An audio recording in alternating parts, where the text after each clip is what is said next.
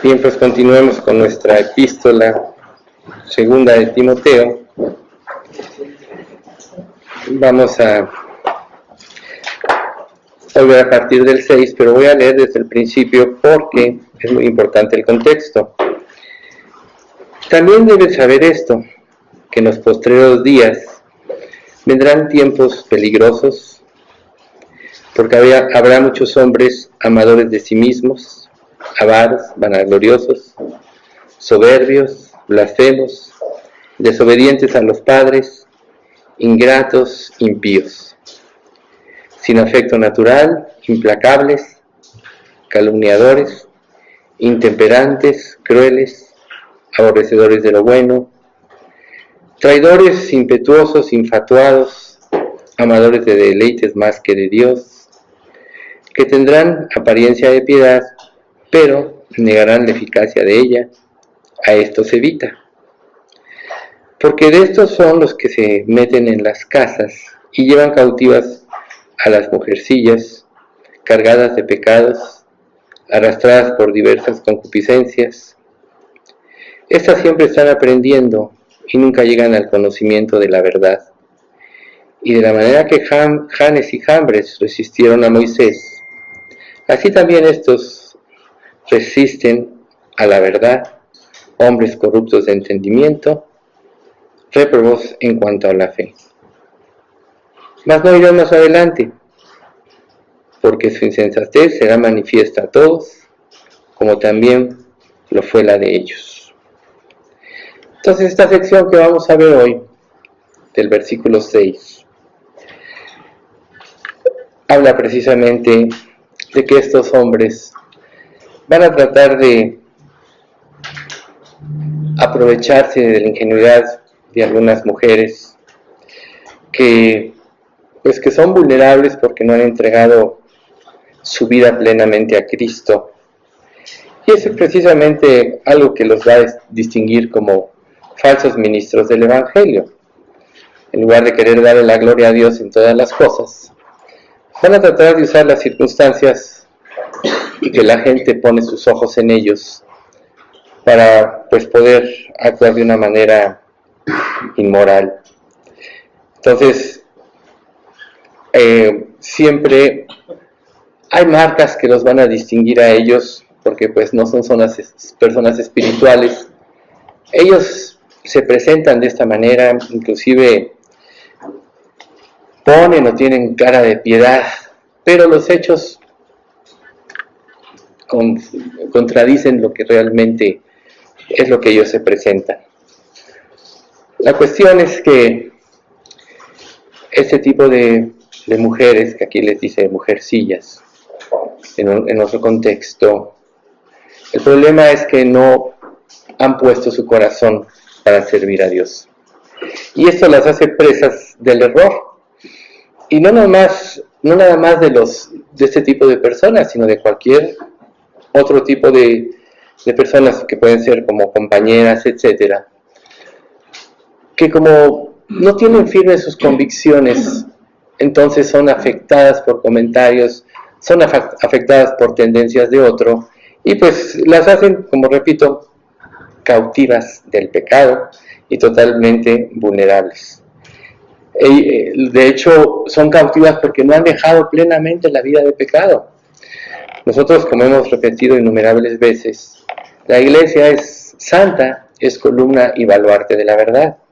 Y nosotros debemos procurar darle la honra a la iglesia como tal es. Entonces, cuando este tipo de personas asisten, en realidad no tienen en mente el vivir o agradar a Dios, sino más bien tienen en mente de alguna manera satisfacer sus propios vientres. Y entonces, esto es como vivir en el egoísmo, como vivir para sí mismos, como decirle a Dios, tú dices esto, pero yo voy a hacer esto otro. Y eso es algo muy común. A veces este tipo de frases que son muy enfáticas suenan fuertes, pero en realidad cuando nosotros vemos la influencia que se puede tener de este tipo de hombres o que se puede ejercer sobre este tipo de mujeres, es muy impresionante. porque a la larga ellas también van a influir a los hombres. Por ejemplo, vemos en el libro de Génesis, en el Edén, como quien pecó fue Eva, sin embargo ella fue con Adán, y Adán puso menos resistencia. El diablo planeó perfectamente bien su estrategia, supo por quién iba a llegar, tuvo éxito la forma como él planeó las cosas, pero luego la mujer solo le dio a comer del mismo árbol y Adán no puso ninguna resistencia. Entonces nosotros podemos ver que es una tremenda influencia. Vemos, por ejemplo, también cuando Sansón escoge esposa por primera vez y él les pone un acertijo a los filisteos y les dice, bueno, si me lo adivinan en los 7 días del banquete, pues yo les daré ropas y algunas otras cosas a ustedes, pero si no lo adivinan, ustedes me darán a mí. Y vemos cómo los filisteos pues no pueden adivinar el acertijo y van presionando, no a Sansón, sino van presionando a esta mujer más y más, hasta que dice la Biblia que su alma fue reducida a mortal angustia, y entonces le declaró, y antes de que se venciera el plazo, pues él le dijo a ella la solución del acertijo, ella se los comunicó a ellos, y pues Sansón perdió la apuesta. Entonces nosotros vemos que es muy importante en una iglesia que todos, creyentes, hombres y mujeres, tengamos el mismo corazón. De hecho, Pablo dice, ya no hay judío ni griego, varón ni mujer, todos somos uno en Cristo. Pero entonces nosotros tenemos que ver de alguna manera, un poco más profundo, qué es lo que realmente puede existir en el corazón de estas personas que encuadran en esto que está diciendo la Biblia y que las lleva al error definitivamente. Entonces, hay una serie de puntos que me gustaría mencionar uno por uno. Y el primero de ellos es que no someten plenamente su voluntad a Dios. Una de las cosas que Dios nos pide cuando nosotros le entregamos nuestra vida, pues es que hagamos su voluntad, que sigamos por los caminos que Él marcó.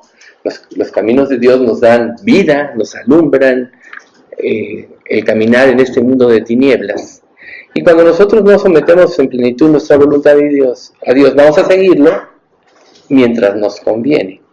Pero en el momento en que no nos conviene, entonces vamos a buscar situaciones alternativas para que a la larga hagamos o terminen haciendo su propia voluntad.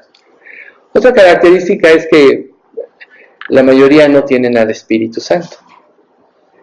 Uno de los elementos más valiosos del sello de la conversión es precisamente el Espíritu Santo. Ese es el sello que Dios nos da, porque es la confirmación de su amor, de la salvación, pero además de que el Espíritu Santo va a ser la guía en la vida de las personas, en todos los pasos a partir de la entrega a Cristo. Por tanto, al no tener esa guía o hacer a un lado esa guía, pues caminan extraviadas por sendas que no son las que Dios marca. Por tanto, en lugar de cederle el control a Dios, quieren tener el control de todas las cosas. Es lógico. Todos de alguna manera queremos en nuestra vida el control. Y nosotros en nuestras experiencias antes de Cristo, pues tratamos de controlar todo hasta que nos damos cuenta que no controlamos nada, y se supone que cuando Cristo entra ahí es donde va a venir la conversión. Pero cuando nosotros le damos el control a Dios, entonces no le vamos a dar control, la honra a la palabra, ni vamos a hacer caso de lo que Dios nos muestre a través de ella, a través del estudio, y pues esto nos hará presas fáciles de este tipo de personas, ¿sí? Lógico, como consecuencia de esto, rehúsan aprender los principios bíblicos porque contradicen lo que ellas piensan. Si yo pienso de esta manera y Dios dice lo otro, entonces o me someto a Dios o rechazo la enseñanza. Y entonces, al rehusar precisamente los principios bíblicos pues se meten en un mundo de oscuridad, de incertidumbre, tenebroso. Y lógico, nadie puede tener ahora sí que control de nada en esta vida. Nosotros nos damos cuenta, pensamos que controlamos cosas y pasan circunstancias y no controlamos nada. Así como, por ejemplo, quizá en esta ciudad mucha gente pensaba, ya tengo mi vida resuelta, ya tengo esto, lo otro y aquello, y viene el temblor, muchos quedaron sin hogar, sin nada. ¿Y qué controlaban? Todo lo que hicieron, todo por lo que trabajaron toda una vida. ¿Qué se fue? ¿Qué pasó? O pensamos que controlamos o podemos controlar una relación y estamos acomodando las cosas, dirigiendo las conversaciones para que, a final de cuentas, la gente acepte lo que nosotros decimos, pero pasa cualquier circunstancia y vienen los problemas, entonces viene el desasosiego. Entonces, esta cuestión de rehusar aprender los principios bíblicos es porque van en contra de sus propios intereses. ¿Cuál es el plan? ¿Cuál debe ser el plan de la vida de un creyente? Pues vivir para servir a Dios, para hacer su voluntad. Ese debe ser el plan. Y todo el trabajo mental y todas sus fuerzas debe enfocarlas en conocer en forma profunda el carácter de Cristo. Pablo, por ejemplo, en la primera carta de los Corintios dice: me propuse no saber otra cosa entre vosotros que a Cristo y a este crucificado. Esto quería decir que él iba a tener su mente puesta en Dios y en sus enseñanzas y no iba a permitir que nada afectara su comportamiento. Pero en este caso, cuando ese tipo de personas quien buscan sus propios intereses, lógico, van a acabar extraviadas. Ven todo a la luz de sus propios intereses, anulando o haciendo a un lado los intereses de Dios. ¿Qué sería lo más importante en una iglesia? ¿Quién es el rey de la iglesia? ¿Quién es el señor de la iglesia? ¿Quién es quien va a desposar a la iglesia? Pues Jesucristo. Entonces todo creyente verdadero debe ver por los intereses de Dios. Pero cuando uno quiere ver sus propios intereses, lógico, dice la Escritura, ninguno puede servir a dos señores, porque amará al uno y aborrecerá al otro, o estimará al uno y menospreciará al otro.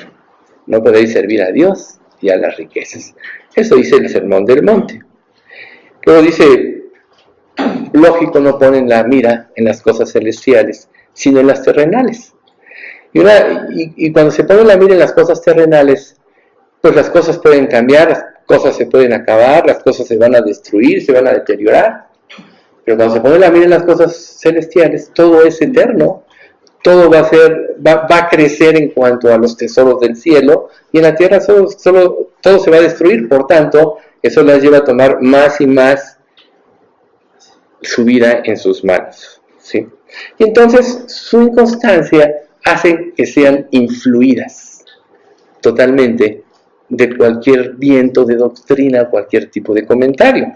Y lógico, su criterio anula la voluntad divina. Y esto, pues lógico, empiezan a vivir y caen precisamente en la postura de ser presas de este tipo de personas que se van a aprovechar. Porque van a entonces a empezar a escuchar la voz equivocada, que va a evocar sus deseos engañosos. O sea, recuerden que Satanás estudió muy bien cómo hacer caer a Eva. ¿Y en qué se centró? En la única prohibición. Que de alguna manera él observaba que veían cada día ese árbol, el fruto de ese árbol prohibido. Entonces él solo trabajó para que pudiese desafiar a Dios y cometer la desobediencia. Entonces,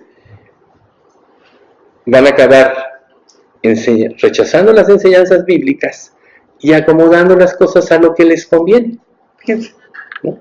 Entonces, pues, ¿cuál espiritualidad? ¿Cuál vida consagrada? Porque lógico, van a entrar en chismes, en intrigas, y van a tener una apariencia religiosa, pero van a negar la eficacia de ella.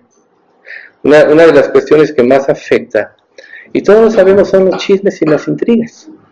Porque cuando a ti te dicen algo de otra persona, quieras lo que no afecta tu perspectiva de esta otra persona. Entonces imagínense si un grupo de este tipo de mujeres inconstantes empieza a hablar mal del pastor, mal de la iglesia, mal de las enseñanzas como se dan, ¿cuál va a ser el pensamiento, cuál va a ser el criterio que tengan cuando vienen a un estudio? Van a desacreditar todo. Aunque todo esté fundamentado en la Biblia, lo van a desacreditar porque si lo aceptaran de corazón, tendrían que conformar sus vidas a lo que se dice. Una persona decía una vez, bueno, es que luego venimos al estudio, pero cada quien sale y hace lo que quiere. Entonces yo no veo cuál es el sentido de venir a ese estudio. Yo le respondí a esa persona, pues solo es religiosidad. Vienes a calmar tu conciencia, pero en realidad en el corazón no está el obedecer a Dios. Entonces, en lugar de vivir una vida conformada a la verdad y a la veracidad de la palabra, llevan esa vida religiosa, que lógico, a Dios no le agrada. Recuerden que Jesús, lo primero que hizo fue atacar a los fariseos, porque conocían las Escrituras, pero negaban la eficacia de ellas porque ellos ataban cargas difíciles de llevar en los demás, pero no eran capaces de llevarlas con un dedo. Y Jesús fue contra esa hipocresía y lógico, se hizo de muchos enemigos. Entonces, en lugar de vivir una vida de consagración, la sustituyen con obras, ¿no? Para que sean reconocidas ante los demás, pero no para agradar a Dios. Uno de los valores más grandes en la vida de un creyente debe ser hacer todo lo que hagas como para el Señor y no para los hombres, para glorificarle a Él. Entonces, cuando tú quieres de alguna manera robarle la gloria a Dios, entonces vas a demandar esa gloria. Y si alguien no te reconoce, pues entonces vas a arremeter contra esa persona o vas a ser víctima de malos comentarios, como siempre sucede, ¿sí? Les gustan lógicamente las adulaciones, pero son enemigos de quienes los enfrentan. ¿Por qué? Nosotros hemos hablado mucho aquí de la confrontación. Y nadie realmente puede confrontar a otra persona, a menos que se confronte ante Dios. Entonces se supone que todos los creyentes debemos ejercitarnos cada día en función de ver nuestras obras a la luz de la palabra de Dios, ese espejo que nos hace vernos como realidad somos, y confrontar nuestro pecado y arrepentirnos a Dios. Si nosotros vivimos en la luz de la verdad, o una mujer vive en la luz de la verdad de esta manera, entonces cuando se presente el error lógico va a rechazar los chismes, va a rechazar las intrigas, va a rechazar muchas cosas. Pero cuando busca su propia gloria, entonces se reúnen unas con otras para hacer club de admiradores mutuos. Ahora quiero decirles una cosa. Todos estos principios son universales. Aquí Pablo toca especialmente el punto de las mujeres, como decía hace un momento, porque son diferentes y son más susceptibles de ser atacadas por el diablo. Pero estos principios son universales, ¿sí? Entonces, son para cada uno de nosotros como creyentes. Recuerden que Jesús decía que llegará el tiempo en que quien os mate pensará que presta un servicio a Dios. Y así pasa cuando entra la confusión. Tú vives una vida donde crees que estás sirviendo al Señor, pero la verdad estás sirviendo más bien a otro Señor, que es el padre de mentira, quien siempre está opuesto a la voluntad del Señor. Entonces, difícilmente van a poder aprender, porque creen saberlo todo. Además, si yo me presento, por ejemplo, en un estudio, y creo que sé mucho de la Biblia, lógico, mi orgullo va creciendo. Y si yo creo que sé más que el pastor, por ejemplo, ¿voy a recibir algo de él? Claro que no. Al contrario, va a ser muy fácil que yo critique, que diga estás mal en esto, en otro y en aquello. Pero miren, algo que nos hace humildes, algo que nos permite cumplir precisamente uno de estos mandatos que dice la Escritura de que todos debemos de ver a los demás como superiores a nosotros mismos, como dice, si mal no recuerdo, el libro de Colosenses, es precisamente que nosotros tengamos la disposición de aprender de los demás. ¿Pero en qué sentido? En las cosas espirituales, como dice Pablo, todo lo que es verdadero, honesto, todo lo que es de buen nombre, todo lo que es de alabanza, si hay virtud alguna, en esto pensar. Eso es en lo que nos debemos concentrar y es lo que debemos aprender. Pero cuando nosotros somos extraviados, entonces aprendemos lo malo. Es muy fácil aprender lo malo. Es muy difícil aprender lo bueno, porque lo bueno confronta tu vida que está mal en las áreas que está mal. Entonces, lógico, para todos es mucho más fácil aprender lo malo, porque concuerda con nuestro sistema de pensamiento. Nunca se nos olvide que tenemos un sistema de pensamiento atrofiado, y que si bien es cierto, que cuando realmente venimos a Cristo, Él empieza a transformar nuestra mente, y nos va haciendo cada día más a la semejanza de Cristo. También muchos piensan que tienen una relación con Dios porque viven una vida religiosa y aparentemente de piedad, pero en realidad están lejos de eso, porque una de las características de un verdadero creyente es la obediencia a la palabra, ¿no? Entonces, no pueden ser guiadas e instruidas por los ministros del Evangelio, y entonces se rezagan y se estancan. ¿Cómo voy yo a recibir una enseñanza de aquel que creo que se equivoca en todo lo que hace? Una de las cosas que Dios nos muestra a todos nosotros es que todos la regamos, todos nos equivocamos, todos nos equivocamos. Yo les diría, ¿qué hace la mano el que no se ha equivocado? Y el que no se ha equivocado la semana pasada en algo y aún unos días. Si alguien lanzara sería un mentiroso, así que no la vayan a alzar. ¿Por qué? Pues porque todos nos equivocamos. ¿Y qué dice Dios? Con el misericordioso te mostrarás misericordioso e íntegro para con el hombre íntegro. Si yo me equivoco, pues voy con Dios, le pido que me perdone y que tome las riendas de mi vida para que no vuelva a cometer errores.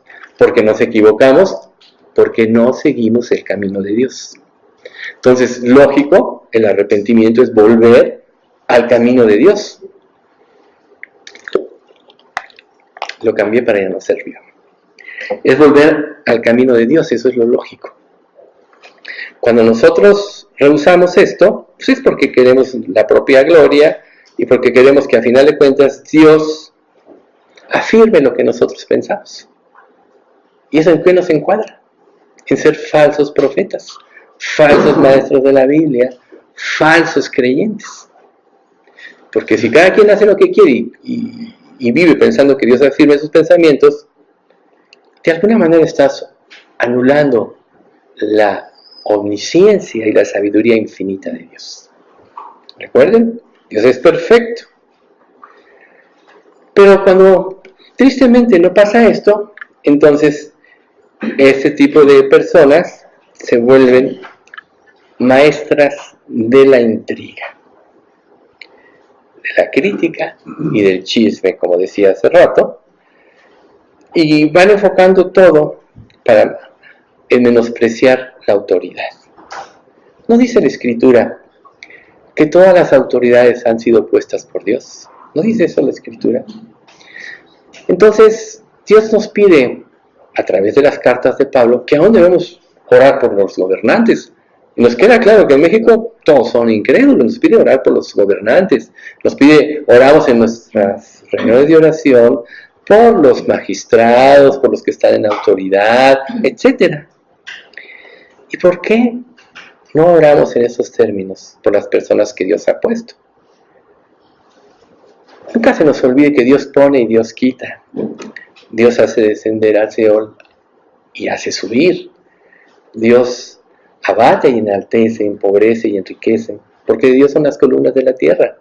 Por tanto, si ante los ojos de Dios una autoridad falla o sigue un camino diferente, Dios la va a quitar. Va a ser evidente a todos. Pero rechazar la autoridad de una persona que sigue los principios de la Biblia, es rechazar la autoridad de Dios. Piénsenlo. Entonces, tristemente, aquí, este tipo de personas en esto encuadran, en que están rechazando prácticamente la autoridad de Dios, y entonces se hacen presa de cualquier autoridad. ¿Pero qué tipo de autoridad? ¿O qué tipo de personas? Quienes las adulen y les den por su lado. Nosotros, la Biblia dice que, y en Proverbios, pues dice que los aduladores tienen malos pensamientos y persiguen intereses bajos. Por tanto, tú no debes de permitir la adulación. ¿Qué quiere decir? Cuando una persona deja de adorar a Dios y de respetar todo lo que Él dice, y lo que pretende es que, obviamente, que reconozcan y adulen su sabiduría, su conocimiento, etc., ¿qué están haciendo? ¿Quieren más gloria que la de Dios? ¿Sí? Entonces, miren, ahí, en este punto, viviendo de esta manera, las mujeres y los hombres y todos seremos presa de poderes engañosos. Manasés, él tuvo el ejemplo de su ancestro Ezequías, todo entregado al Señor, quitó cultos paganos, imágenes, y fue llamado pues, un gran hombre de Dios. Sin embargo, en cuanto él tomó el reino, él se desvió y volvió a la adoración nefasta de sus antecesores. Lógico, Dios trajo un juicio sobre su vida. Y cuando Dios trajo un juicio sobre su vida y se vio en apuros, él recapacitó. Fíjense lo que dice este pasaje de Primera de Crónicas 33, a partir del versículo 10. Y habló Jehová a Manasés y a su pueblo, mas ellos no escucharon. Por lo cual Jehová trajo contra ellos los generales del ejército del rey de los asirios, los cuales aprisionaron con grillos a Manasés y atado con cadenas lo llevaron a Babilonia. Mas luego que fue puesto en angustias, oró a Jehová su Dios, humillado grandemente en la presencia de Dios de sus padres. Y habiendo orado a él, fue atendido, pues Dios oyó su oración y lo restauró a Jerusalén, a su reino. Entonces reconoció Manasés que Jehová era Dios. No sé, yo les he dicho a ustedes que si se han puesto a pensar ¿por qué Dios trajo estos cambios a la iglesia, a nuestra iglesia? Y yo creo que Dios estuvo viendo muchas de estas cosas en el comportamiento de todas las personas en nuestra congregación. Y es como si Dios hubiera traído un cambio para que empezaran a salir en flote muchas cosas. Pero esta enseñanza de Manasés es muy importante, porque nosotros podemos reaccionar de dos maneras. Uno es ensoberbecemos contra Dios y seguimos por los mismos caminos que hemos transitado, de los cuales Dios ya prácticamente está reprobando, nos lo ha hecho evidente, o nos arrepentimos para que Dios vuelva a restaurar su gracia. ¿Cómo es esto? Recuerden ustedes que cuando nosotros vivimos para nosotros mismos, una de las cosas que rige es el egoísmo, el egocentrismo, que es parte del egoísmo, que es parte del orgullo. Del orgullo se derivan todas estas cosas. Y Dios quiere que vivamos para Él, Dios quiere que lo honremos. Entonces yo, pues mucho le pedí a Dios porque a través de esta enseñanza pudiéramos recapacitar. Nosotros reconociéramos o volviéramos a reconocer quién es el Rey. ¿Quién es el Rey de nuestras vidas? ¿Quién es el Rey de nuestros corazones? a quien tenemos que agradar y por quién tenemos que vivir. Porque si nosotros no lo hacemos, entonces Dios va a seguir aumentando, como lo hizo en los reyes de Israel. Progresivamente, Dios fue advirtiéndoles de juicio tras juicio por no vivir la vida que ellos llevaban. Todo lo contrario, cada día se volvían más a la idolatría y a la maldad. Cuando venían dentro de esa crisis, venían reyes que Dios despertaba su espíritu, como el caso de Josías, bisnieto de Ezequías, nieto de Manasés. Él se enternece, lo hacen rey a los 8 años. Seguramente tuvo influencias positivas, aún de las personas que lo crearon, de servir a Dios, y desde jovencito pone en su corazón el servir a Dios, tanto que manda a restaurar el templo y todo esto. Pero cuando encuentran el libro de la ley, ahí todo empolvado en una esquinita del templo, y lo empiezan a leer, dicen, esto lo tiene que saber el rey. Y cuando el rey empieza a escuchar todo lo que dice este libro de la ley, rompe sus vestiduras en señal de quebranto y dice, verdaderamente hemos levantado la ira de Dios contra nosotros, porque no le hemos obedecido, no hemos seguido. Y entonces él lo manda a preguntar por él a una profetisa, la cual le manda a decir Dios a él como respuesta: todo lo que yo prometí que va a suceder y va a venir pronto. Pero por cuanto tú te humillaste delante de mí, porque reconociste tu pecado y rasgaste tus vestiduras en función de quebranto, no vendrá en tus días, vendrá después. Y si ven el segundo libro de las Crónicas, inmediatamente después de la muerte de Josías, se sobrevino el caos y la dispersión a Babilonia. Entonces, Dios quiere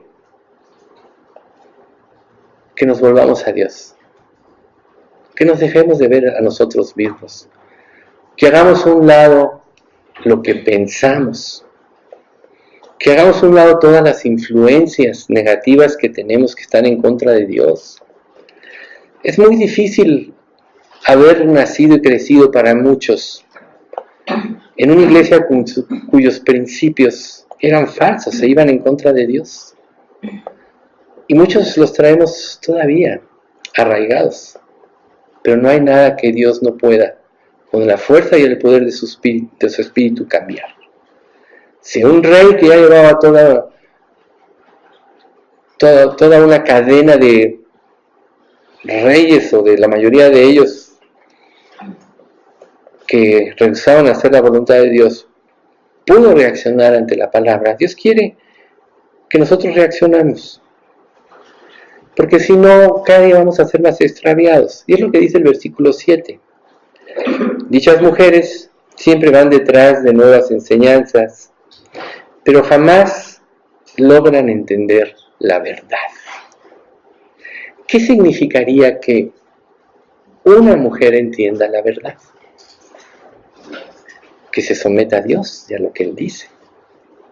Por ejemplo, la Escritura dice, para las que son casadas, que se sometan a sus maridos. Lógico, el primer marido es Dios. Recuerden, Dios es el verdadero marido. Y entonces, lo primero que tienen que hacer es someterse a Dios. Y si se someten a Dios, entonces se van a someter a la autoridad que Dios puso. Porque los maridos tienen la autoridad. Ahora, ¿por qué muchas no se someten o al marido o a la autoridad que es precisamente el obispo, pastor? ¿Por qué no se someten? Porque piensan que están errados, porque piensan que no son tan inteligentes, porque piensan que actúan mal. Y yo les diría, con ese ímpetu con que piensan que están errados, ¿no deberían tener ese ímpetu en oración para que Dios ilumine a estas personas y las guíen correctamente? Claro que esa es la respuesta. Sin embargo, en lugar de hacer eso, retan la autoridad, la desechan, y bueno, entran precisamente en una fluctuación entre obediencia y deseos engañosos, ¿sí?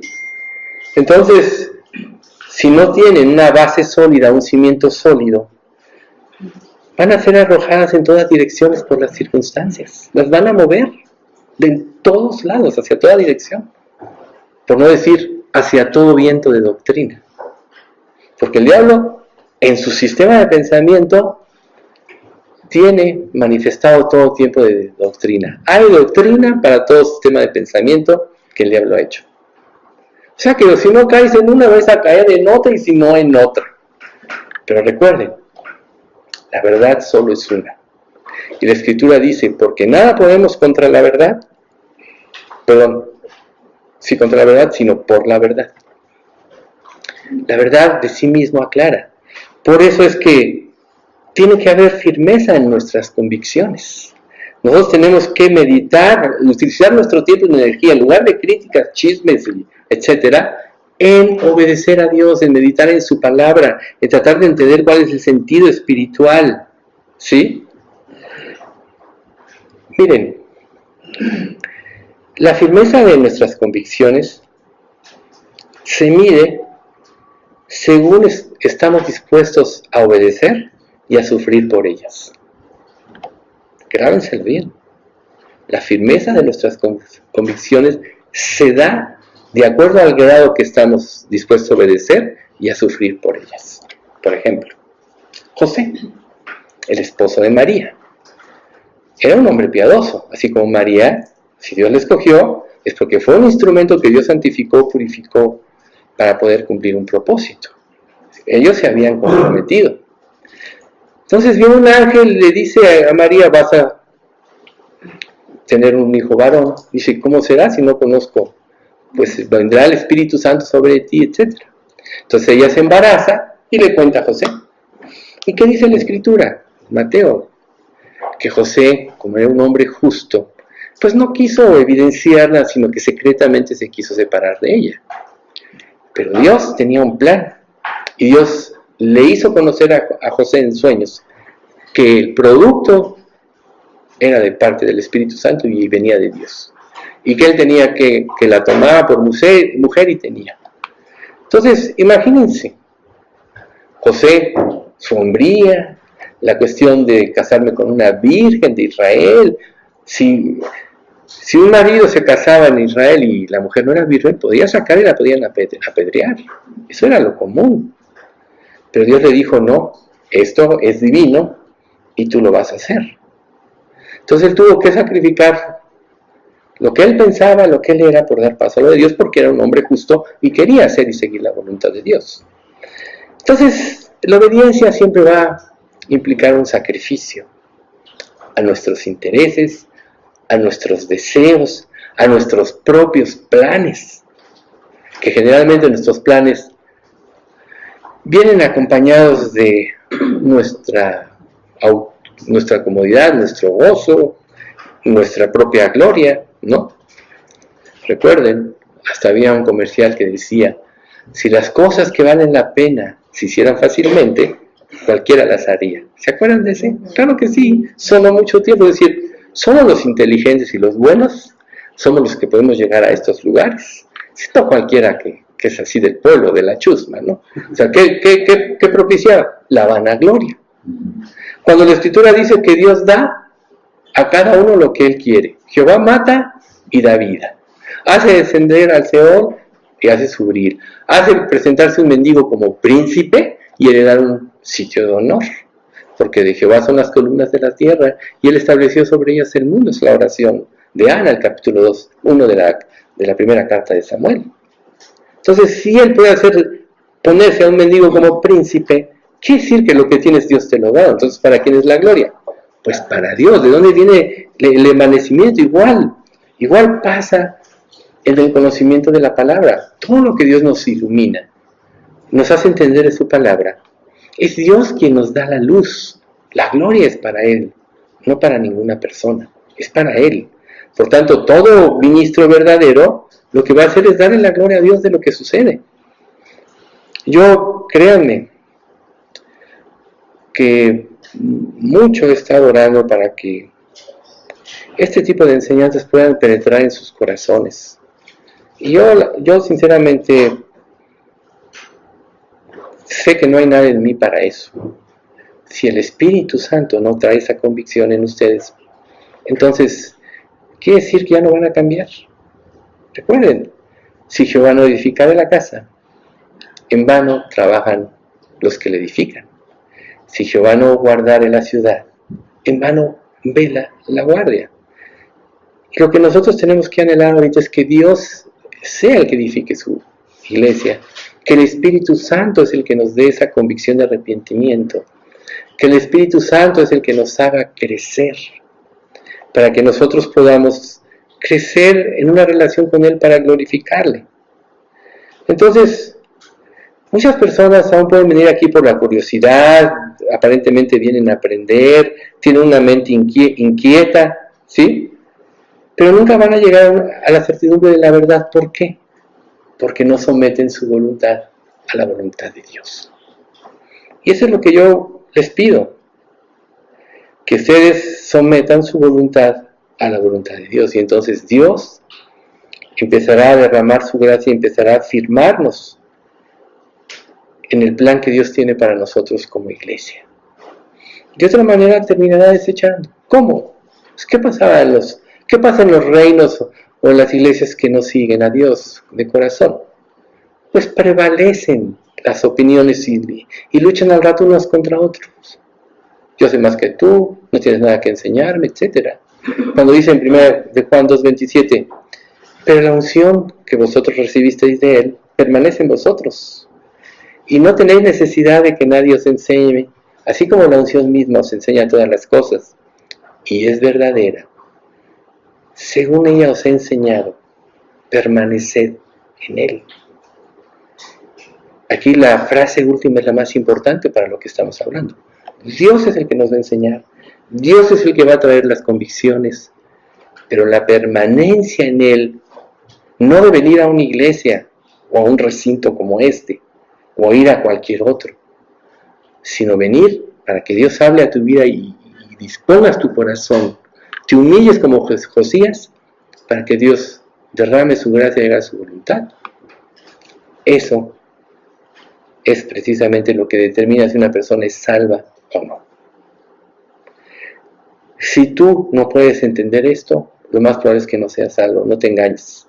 Jesús les decía a todos los que les enseñaba, ¿por qué no podéis oír mis palabras? ¿Por qué no podéis aprender mi lenguaje? Y luego dice el Juan 8:44, vosotros sois de vuestro padre el diablo, y los deseos de vuestro padre queréis hacer. Él ha sido homicida desde el principio, y no hay verdad en él. Cuando habla mentira, de suyo habla, porque es mentiroso y padre de mentira. Entonces, ¿de quién eres? No es por lo que tú pienses que eres, sino por los hechos de tu vida. ¿A quién realmente vienes aquí a agradar? ¿O por qué vienes? ¿Cuál es tu motivación? ¿Sentarte como los fariseos y heredar un sitio de honor? ¿Qué tal si viene el amo y te dice, oye, no ocupes el primer lugar, ve y siéntate en el último, y delante de todos vas a ser avergonzado, porque tus ojos miraron lo que no era? Pero si te vas al último lugar y llega el amo o el anfitrión y te dice, oye, ven, sube acá, entonces tendrás honra. No busques la honra, sino la de Dios. Porque si tú buscas tu propia honra, entonces vas a caer en este tipo de cosas. Y lo único que está demostrando es que tú quieres ser enaltecido y no Dios. Un siervo, mientras más fiel es a Dios, más humilde se vuelve. Esa es la característica. Entonces, recapacita qué es lo que hay en tu corazón. Todo lo que has hablado, yo no vengo aquí a juzgar a nadie. Yo no soy Dios. Solo Dios juzga. Yo quiero que la palabra los juzgue a ustedes. Pero no con el objetivo de que sean destruidos, sino de que sean edificados y corrijan. Porque nosotros ya tenemos una advertencia de parte de Dios. Y si nosotros no cambiamos, entonces solo hay un destino: la desaparición. Me dicen mucho en esto de Manasés. Fue malo, sacrificó a sus hijos en fuego, volvió a edificar todos los ídolos que su padre había destruido. Pero cuando se vio en apuros, recapacitó y se humilló. Yo creo que para esto Dios trajo este cambio, para que recapacitemos y nos humillemos y queramos verdaderamente hacer la voluntad de Dios. Y no caigamos en el camino de la destrucción. Ese versículo que hace rato refirió a Alex de Isaías 45:23, que Dios dice: por mí hice juramento, de mi boca salió palabra en justicia, que ante mí se doblará toda rodilla y jurará toda lengua. Va a suceder de todos modos. Pero para los que se humillen ahorita delante de Dios, para ellos es para los que hay esperanza. Padre bendito, yo sé que tú hoy has hablado al corazón de esta congregación,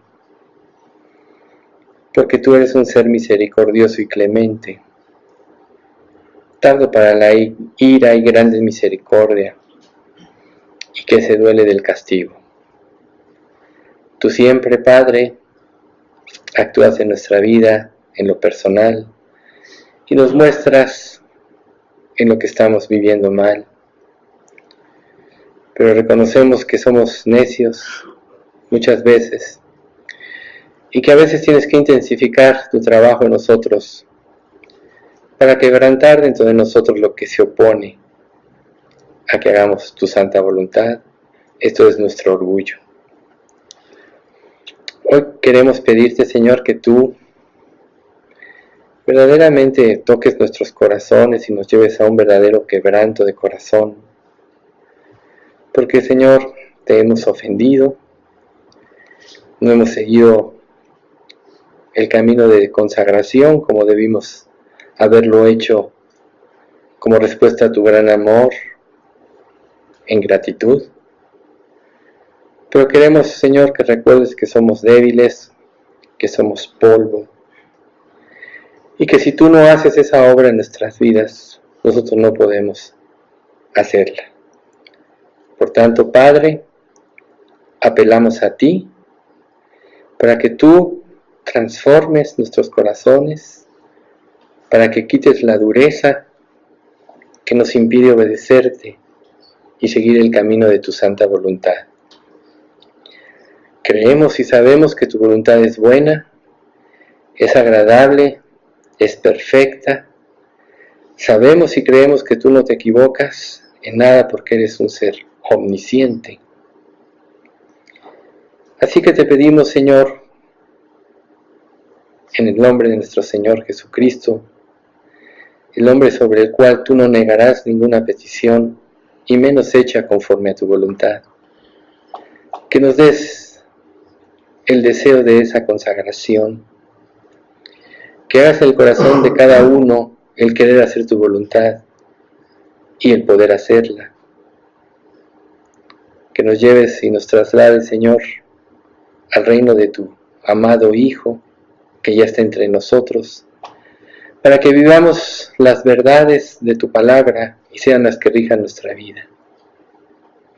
Enséñanos, Padre, a odiar el pecado, pero eso no va a suceder si no lo vemos como tú lo ves, pero sabemos cómo es.